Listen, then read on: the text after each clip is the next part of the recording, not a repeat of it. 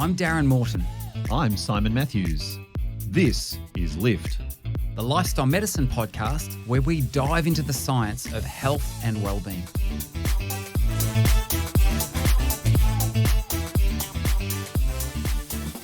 Good afternoon, Professor Morton. Yeah. Did you have to think about that? Is it morning for you or afternoon? That's good morning for me, but it's good afternoon for you. And there you go. I always like to, whoever I'm speaking to in the world, I always like to say whatever time it is for them, not whatever time it is for me. You know what? You are that kind of guy, aren't you? Good afternoon. Just thoughtful. Good afternoon. Well, Yeah, I want to say good morning to you. Thank you. So I've got a question for you. I know that you like chocolate. Mm-hmm. So before I ask you any more, I wonder whether you could answer this question. On a scale from 0 to 10, on a scale from 0 to 10, where 10 is the highest, if I asked you just to sort of connect with, how kind of good you feel right now, where would you put yourself on that scale? First number that comes to mind. Don't Probably overthink it. 7. 7. Okay, so just hold on to that. 7. We'll just park that for a moment. Now I'm going to ask you a different question. Now I know, and we talk about this all the time on the podcast. You like chocolate. What's your favourite chocolate? Oh, you know what? What's the one you just can't walk past? Okay, I'll say Australia has Cadbury chocolate, right? And it's only Australian Cadbury chocolate is exceptional. But I would actually say in small doses, Lindt chocolate. Those Lindt balls, they're amazing. Oh, the Lindt balls. I know the ones. Yeah. They're sort of in a plastic. You pull them that, and Yeah. So there's a lot of flavours of those. Which one is your go-to flavour? Oh, I'm a classic kind of guy. Just the standard milk chocolate. Just the kind of milk chocolate one. Yeah. Okay. Yeah. These are the ones that if you just put them in your mouth and you let them sit there, they'll just soften. They do. Right. So here's what I want you to do. You can close your eyes if you want to, or not. You can just leave your eyes open. Doesn't matter. So I want you to. You don't have any. Just show me your hands. Okay. So you don't have a Lindt chocolate with you. So I want you to imagine that you've got one of those Lindt chocolates. So just picture yourself pulling the ends of it and unwrapping. You can hear the sort of cellophane crinkle as you do that. You open it out. There's this perfectly spherical chocolate ball. You pick it up, you put it in your mouth. You feel it sitting on your tongue. You start to get the taste of it. You're really focusing on the sensation of this Lindt chocolate ball sitting on your tongue, softening, the flavour starting to diffuse through your mouth. And at some stage, you develop that irresistible urge just to kind of press down on it a little bit and make the whole thing diffuse through your mouth. And then imagine yourself just letting that swallow and slide down the back of your throat. Now you're getting the full flavour right down the back of your throat. You're connecting with all of that? Yeah, you've done this before, haven't you? That was very, very well articulated. I was living that moment. So now let's go back to that scale of 0 to 10. Where would you rate how good you feel now? Yeah, definitely up. Maybe a 9. Definitely Maybe an 8. 9. Definitely an 8. Okay. So even if we just go with the definitely, not the maybe, you're still able to say, yeah, something shifted inside for me. But here's the really amazing thing: there was no chocolate involved. This was all simply on the basis of some prior knowledge that you have, and I happen to have as well, and also what we might call a thought experiment, simply imagining yourself doing something, and you were able to generate a noticeable shift in your underlying sense of well-being just by doing that. So this is what in positive psychology gets called savouring. Now, there are lots of things we can savour, of course. We chose chocolate, or I chose chocolate because Well, because I know chocolate works for you. Um, there are lots of things that we can savour. Chocolate is just one of them. And savouring is that capacity to attend to and to appreciate something in a way that enhances our positive experience of it. And it's savouring as a fairly fundamental pillar of the area of positive psychology. There are a lot of positive psychology interventions that are built around this principle of savouring. So it's actually one thing I'll add here. Martin Seligman, the sort of one of the fathers of positive psychology, has this great quote, and he makes it in reference to ice cream, but the same could be applied to chocolate. And he says, the second chocolate is about half as pleasurable as the first, and after the fourth, it's just calories. And so there is a truth to that. There's that. You can only. Anyway, keep going. Sorry. Yeah. So this in itself is an interesting observation, because what we're really perhaps the mechanism that might be at play here is that a lot of the effect comes from the significant initial change, from whatever state we're in to where we go next. Once you're at that next level, the next bit of change, maybe is not so significant. It's a bit, we might analogize it to acceleration. If you get on a roller coaster, that very first kind of push over the top of the roller coaster, and that almost vertical dive and pull into that tight bend, that very first one where you get those G-forces, you really go, oh my goodness. And after that, you're just kind of whizzing around a track. Yeah. You sort of lose your connection to that. Yeah, that's right. You habituate. So this perhaps explains why human beings are constantly seeking experiences, because they wear off. They tend not to last for us, and so we need to top them up. So this whole area of positive psychology, I think, is fascinating. Positive psychology, of course, itself has an interesting history. You mentioned Martin Seligman. Many people automatically associate Martin Seligman with positive psychology, but he's certainly not the only person historically to have spoken about that. William James, who was both the 3rd and 13th president of the American Psychological Association, said during one of his APA speeches that what we really need to understand is kind of what are the limits of what human beings can do. That idea was repeated to some extent by Gordon Allport and Abraham Maslow during the early 20th century and the mid 20th century.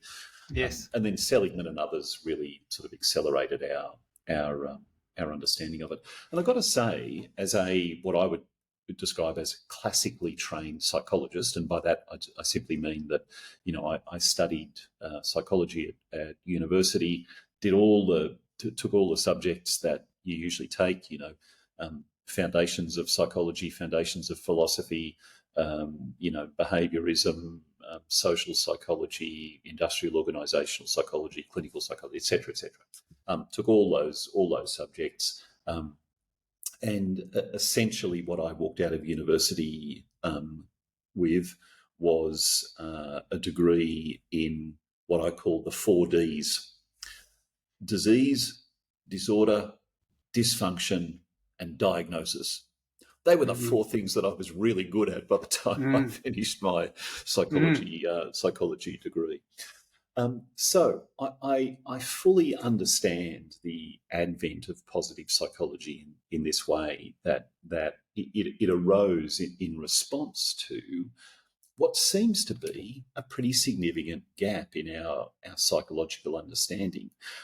For example, in the field of engineering, when you study engineering, you certainly study what doesn't work, but you also study what does work. Does. You know, you learn in engineering how to make best use of the best materials that you have to get the best result that you possibly can.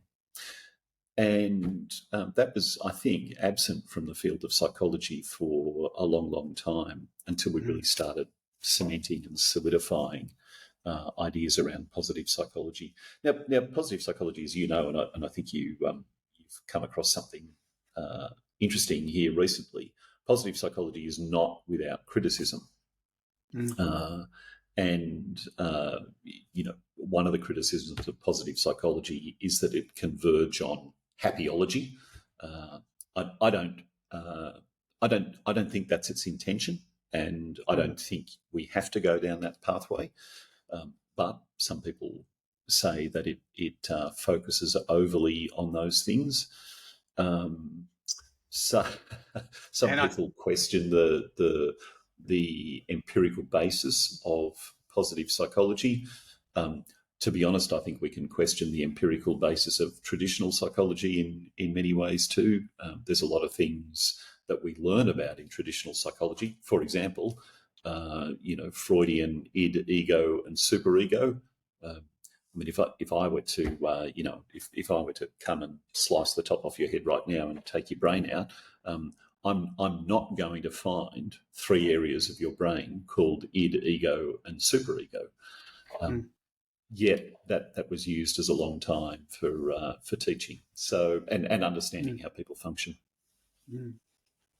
So yeah, this whole, obviously the formalization of positive psychology, and I sometimes, even when I'm presenting to audiences, sometimes when I use the term positive psychology, I'm always mindful there are going to be some people in there that go, "Oh, this is fluffy pop psychology," and I go to lengths to explain this as very much a scientific exploration of what it takes for us humans as individuals, as couples, as families, as workplaces, as communities, even as countries to do better than okay. And I think in Martin Seligman's words, this whole idea of historically psychology was very focused on those 4 Ds, and it was all about mending misery.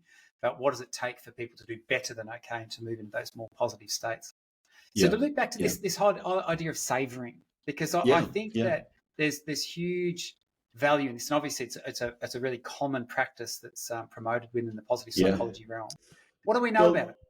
Well, one of the major authors in this area is someone called Fred Bryant, and there are 3, I guess, major ways in which we can experience savouring. The first is anticipatory, before the event. So imagine a situation where you've worked hard all year and you've planned a vacation, and tomorrow is the day you get on the aeroplane to fly to that Atlantic island where you're going to be able to just sit in the sun, swim in the warm surf for 2 whole weeks.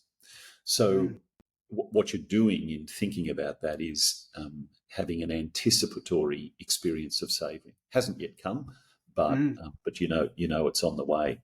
I like that. That's new to me. I've always thought of savouring as more in the moment kind of activity, but I like that. I like that idea that it can be anticipatory. And in fact, I would say, my wife actually often says to me, she says, sometimes the anticipation of an event is better than the actual event itself. My response to that is, well, that's okay, because it serves you really well leading up to the actual event. Absolutely. I like that idea of, you know what, my other thought on that is that I think when we're getting worse as a general rule at that anticipatory savouring, because, for example, I think of Netflix now. You can get on Netflix and you can binge on a whole. There was a day when you would have to wait till next Thursday night when the next. It's like, who wants to wait a week? Just give it to me now. And it created this whole system because on Thursday you would go to the gym after work, then you would race home from the gym. You'd quickly have a shower. You'd race to prepare dinner so that you could sit down in front of the TV at 8:30, and then the Yes. ads had come, and you'd Yeah. jump up in the ad and you would race out and quickly Yeah. unpeg the clothes from the line and race back in Yeah. so you didn't miss that one moment. So the Yeah. whole experience was sort of imbued with this powerful Yeah. sort of anticipatory joy. It was. I like that. And I actually, honestly, I was just thinking about this the other day. I think we've lost something in the fact that we have everything on demand when we want it, how we want it. So, yeah, and you can understand how the world goes that way. But I like that. I like that idea of Yeah, yeah. anticipatory savouring. So the exercise that we just did at the start was a combination of anticipatory, because you're imagining what that will be like, but for you it's also reminiscent savouring, and reminiscent is a second type of savouring, and that's after the event. That's when we recall, something particularly pleasurable. Now it's likely that during that exercise you were also recalling the experience. You weren't just Yes. thinking forward. You were basing part of your experience on what I have experienced in the past. More specifically, reminiscent savouring might be, for example, flicking through photos of that vacation that you took and bringing that back to mind. And I think we've mentioned this before. I have, let me have a look right now, on my smartphone, I have 30,247 photos. And for anyone who's concerned, yes, they get backed up daily. And my question is, are most of them selfies of you from different angles? Well, you've reminded me of one of my favourite pranks I like to play. So I'm that person who, anytime I'm travelling, I see people, trying to awkwardly take a selfie.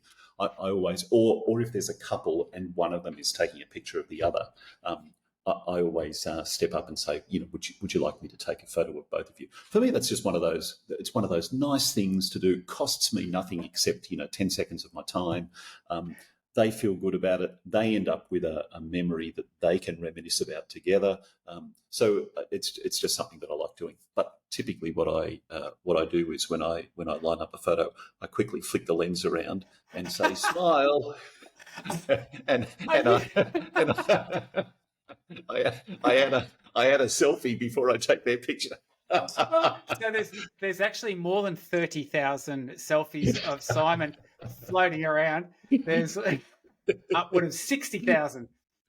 There you go. Anyhow, I've got 30,000 photos on my phone, and I use that very frequently for that purpose. Yeah.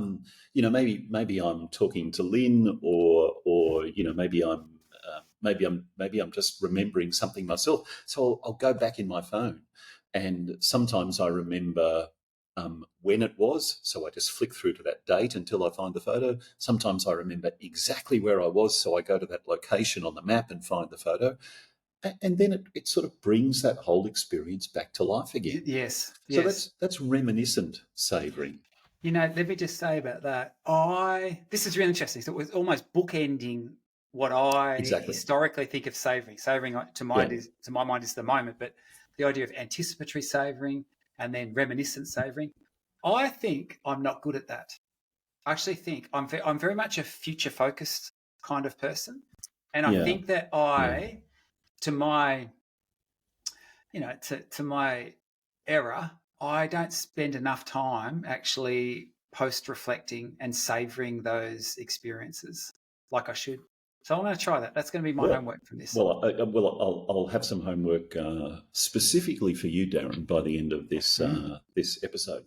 The third type of savouring, of course, is the one that you're talking about, which is the in-the-moment savouring, which really requires that we mindfully attend to what's going on. So the opposite of in the moment savouring, you'll often observe these days in the cinema, where the cinema is completely dark, and except for the screen, of course, and there's this really sort of tense or dramatic moment in the film, and then 4 rows in front of you, you see a phone screen light up, and someone starts scrolling, Facebook or Instagram or something like that, and I always think, dude, are you kidding? Like, man, look at what's going on. Just invest yourself in this moment, because it's amazing. So in the moment savouring, of course, is very powerful, and it leads us, I think. Well, it leads to two things. LIFT is supported by the LIFT Project, an educational adventure where you learn science-based ways to lift your mood and your life. The LIFT Project is lifting lives around the globe, in healthcare settings, workplaces, schools, universities and communities.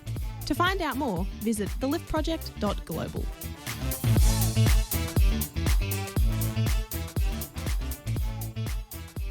The first is it leads to us being able to experience that moment more fully. But here's the other really important thing. It leads to better reminiscent savouring. Because if you have a stronger initial connection to the event, then you're going to be able to also recall that subsequently. This, by the way, links to an interesting sort of professional discussion that I often have with students and supervisees. And that is around the whole question of, how do I take notes in a session with a client? And what I do personally, and my encouragement to students and supervisees, is don't take notes during a session. Give your full attention to the person that you're speaking with. Listen to every word that they're saying. Listen not just for the words, but listen for the meaning. Watch their face, listen to the tone of voice. And when you give yourself fully in that way, you remember anyway. The things that are really important stick with you, and you can spend, 5-10 minutes afterwards writing those things down, and you'll remember them much more clearly than if you're busily, writing words on your notepad at the same time as the person is speaking to you. It's interesting you mentioned this story because just the other day my wife went to the doctor, and she came home, and obviously it was noteworthy enough for her to be stand out in her mind and share it. She said at the beginning of the consult, the doctor actually said, "Oh, do you mind if I use AI to actually jot notes about what we talk about?" And she said, "Oh, yeah, no worries." And she said it was super engaging. She said, "I felt like I had the full attention of the physician as they were talking with me." And and it was, for her, it was a notable difference because they actually didn't have to worry about that part.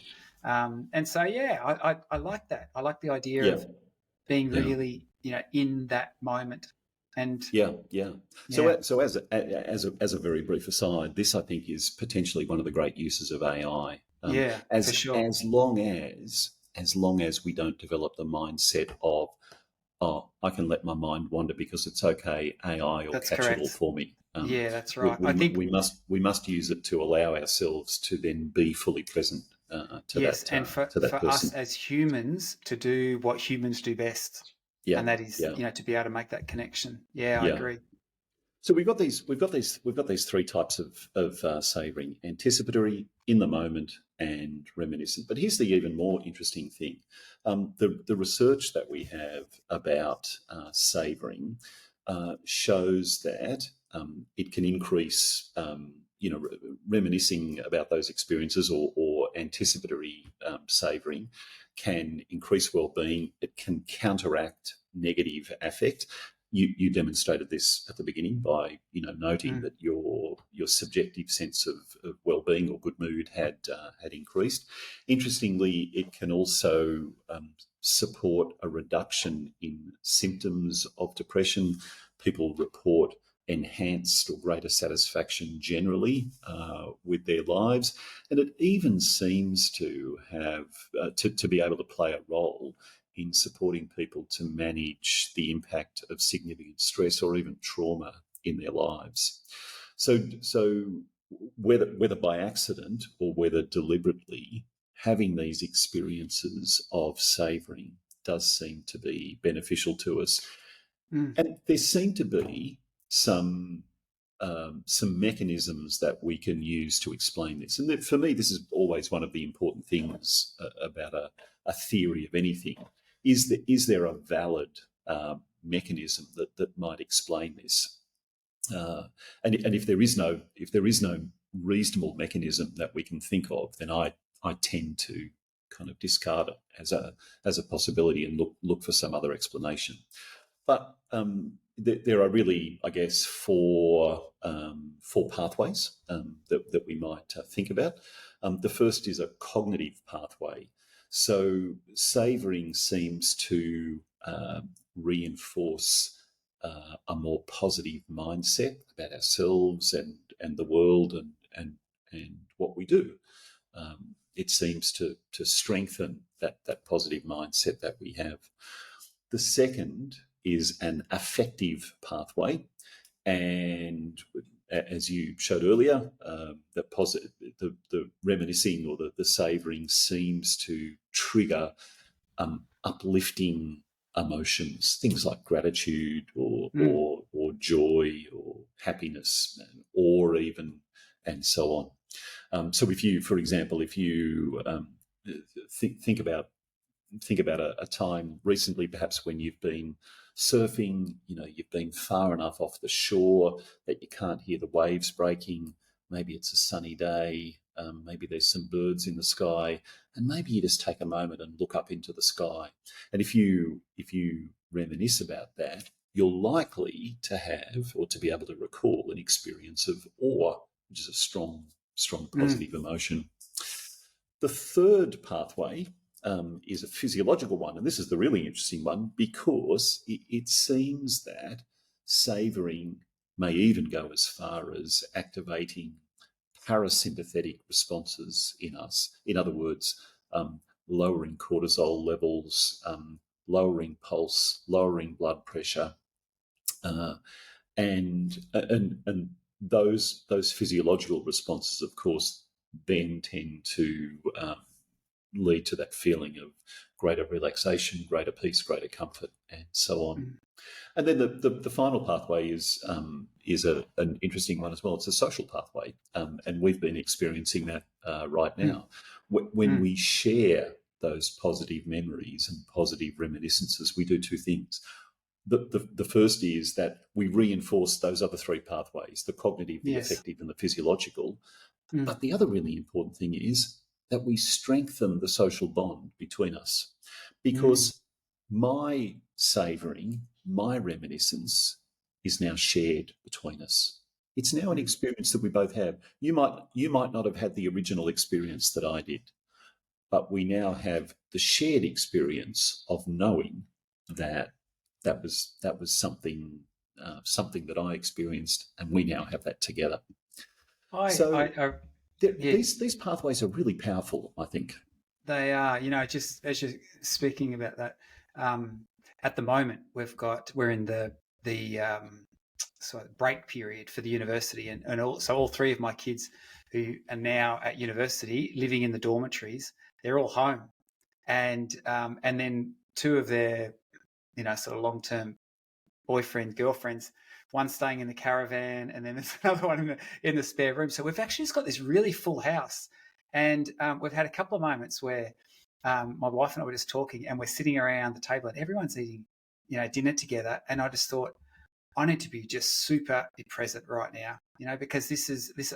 I think not having that for a period of time, as we feel like we're sort of empty nesters in some regards whilst they're away.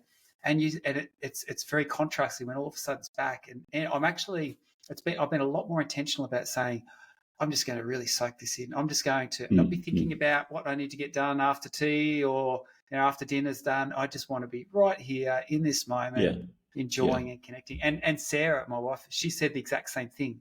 So I that sort of, there's that connection piece. It is bonding. Yeah. So I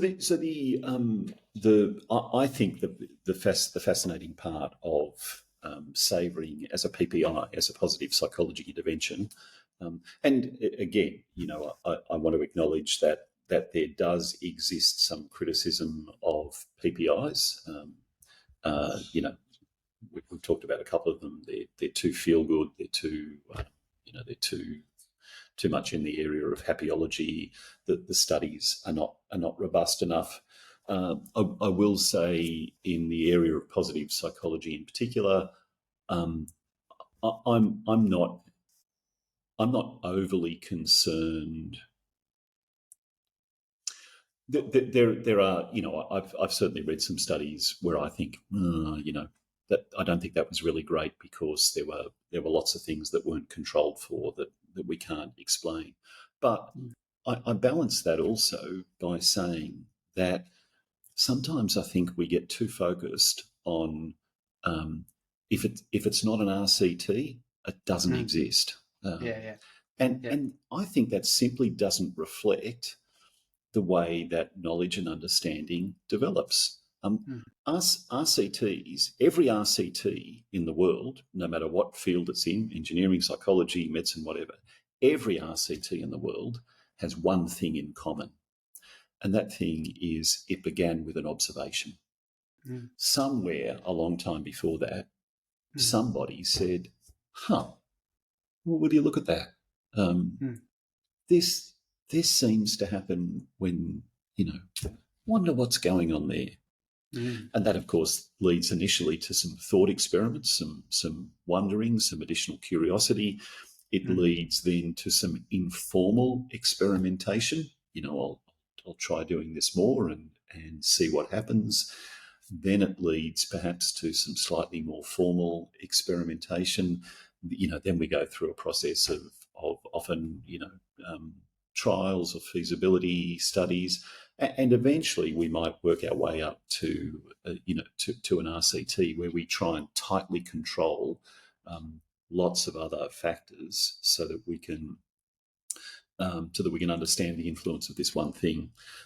Even then, I still have a couple of difficulties with RCTs. One is that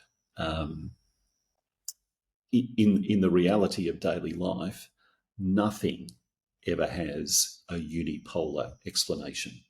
So there is simply nothing. Well, there's nothing that I can think of in the world that we can simply map a single cause to a single effect. Everything that we observe has multiple influencing effects on it that lead to that outcome that we see. Yeah. The second thing is that we ought to use a measure of what is often criticised, but common sense here.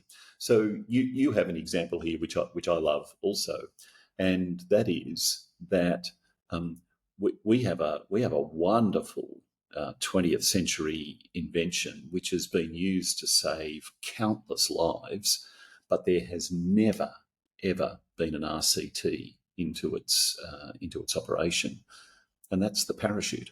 And can you imagine trying to get that through an ethics committee? Okay, so we're going to get two identical aircraft. We'll fly them at the same altitude on the same heading.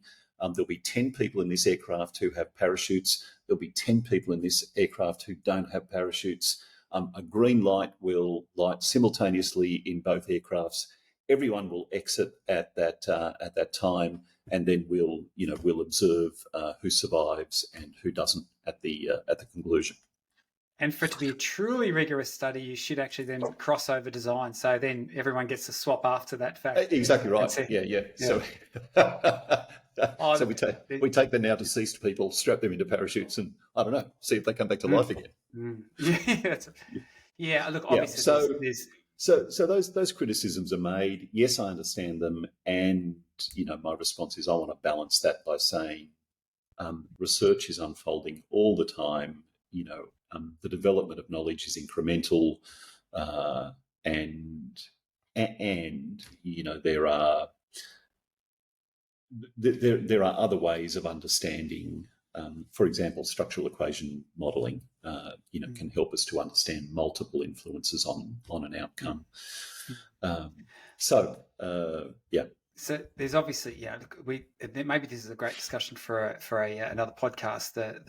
The challenges associated with research methodologies, but I think that when you look at the literature on savouring, there's solid science, and intuitively it makes sense, doesn't it? Like you were alluding to before, this whole idea of actually taking time to actually really immerse in those good things, and to anticipate absolutely. them, to in the moment to experience them, and to actually reflect on that. I think there's real value in absolutely. that. What does it mean? What would it look like? How do we actually implement that? Yeah, good question. So So already in lifestyle medicine, in health coaching and health behaviour change, even though we might not label this as a PPI, we routinely use this approach. For example, by asking a patient to share a time or recall a time when their health was at its best. So this is a common question in health coaching. When you very first meet a patient or client, tell me about a time when your health was going well for you, when you feel like you're managing well. The person starts sharing that story, and of course, in order to be able to share it, they're reminiscing about it. They're recalling those experiences, and a skillful health coach will then dig deeper into the experiential part of it. So tell me some more about what you did at that time.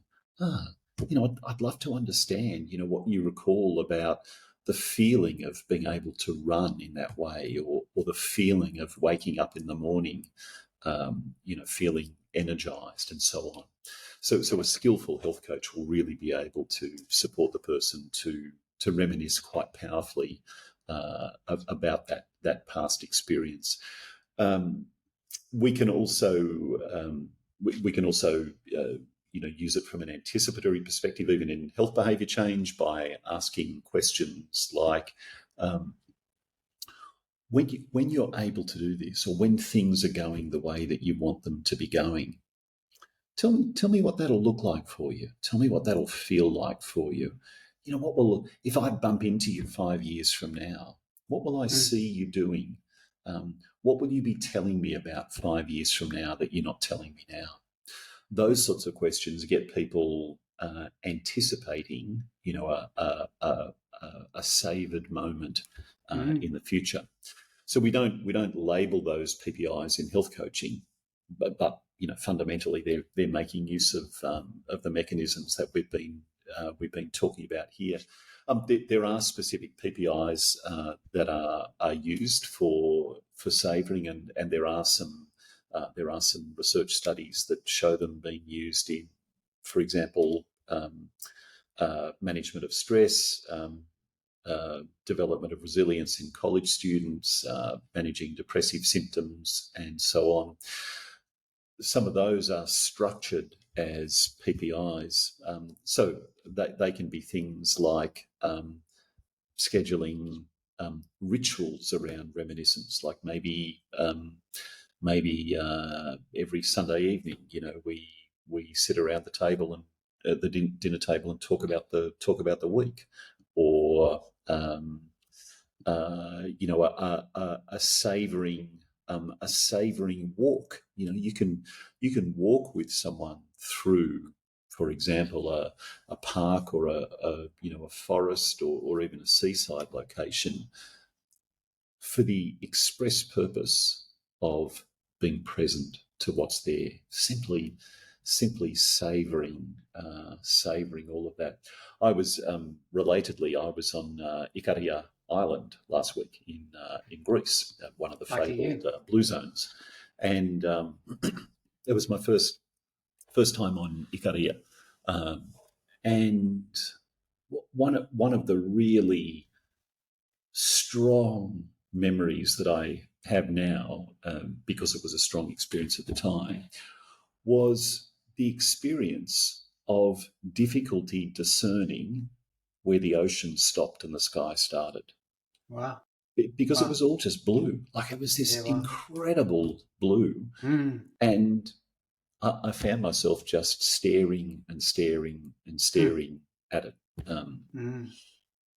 So those sorts of things can be harnessed as well in order to help us to develop the skills of savouring. You mentioned earlier, Darren, that you think that the reminiscent savouring is something that you're not so good at. So I'm going to give you a PPI right now, which you can you can start anytime you like. Start it this evening if you wanted. And here's the interesting thing: the time of day that you do this doesn't seem to matter so much. It's probably the fact that you do it, not when you do it. you can do this on anything. So if you've got a piece of paper right there, you can simply grab that piece of paper right now and, write my reminiscences or whatever you want to write at the top. Maybe you've got a notebook or something like that you prefer to use. So here's the task. At the end of today or whenever you choose, take a moment to just think back across the day and what you've done, and allow yourself to connect with 3 things that you found pleasant to experience, and see if you can kind of name the emotion that you experienced there, and then just write a sentence about each. You don't need to do a whole full page journal entry to make this work. Just capture one sentence for each of those that says, here's 3 things that I really appreciated by the day, through the day. I used to use this. I still do use it sometimes when I'm, if I'm working with a group of people, if I'm doing group training or something like that. And I often do this at 9 o'clock in the morning, which is when we start the workday. So at 9 o'clock in the morning, I'll often begin by saying to the participants, I want you to write down 10 things that that you feel a sense of appreciation for that have happened since you woke up this morning. Most people's initial response is, since I woke, it's only been 2 hours or 3 hours. Yeah. And of course, what this tells us is that people are often looking for those big things to reminisce about. When people, settle into it, and sometimes I give an additional cue, like, it doesn't matter how small it is, then we start hearing things like, my kid jumped into bed, or, the dog didn't want to leave me this morning, or I got a run of green traffic lights coming in to work, or, my barista told me this morning that she's expecting a baby, or, I drank my coffee in this really beautiful sunny spot this morning, or, I bumped into a colleague in the corridor as we were coming in, and that was just a really nice moment. That's when we start to connect with those things. So I mean, you can do whichever version you like. The classic PPI is recall 3 things for the day. If you really want to supercharge it, when you arrive here in your office at 9 o'clock in the morning, sit down and say, okay, what are 10 things that I've already experienced today that I really appreciate? Train the brain. I like this. I think, for me, what I've learned is that savouring obviously there's real huge value in that. And why wouldn't we want to live in those more, those memorable, positive experiences that we've encountered? But I really like the idea of anticipatory savouring and that reminiscent savouring and taking the time after it as well. So thank you, brother. Challenge accepted. Well, I'm looking forward to hearing about the outcome. And I, for one, will enjoy reflecting on this conversation. Absolutely. Lift is presented by Simon Matthews and Darren Morton. It's sponsored by the Lift Project and supported by Avondale University. Music provided by Pixabay. If you have a question or a topic you would like to hear more about, send us an email to podcast@theliftproject.global. The Lift Project. Lift your mood, lift your life.